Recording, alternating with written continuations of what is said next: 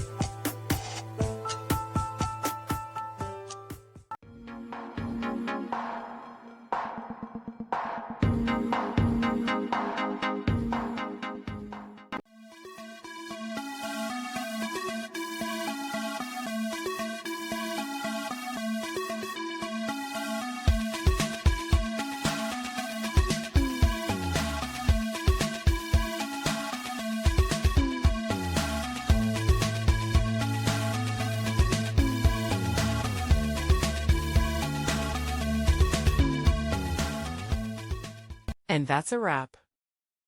I hope you found the answer you were looking for. If you did, take a second to hit that subscribe button. It really helps out. And let me know in the comments which solution worked best for you. See you next time in the Debug Zone.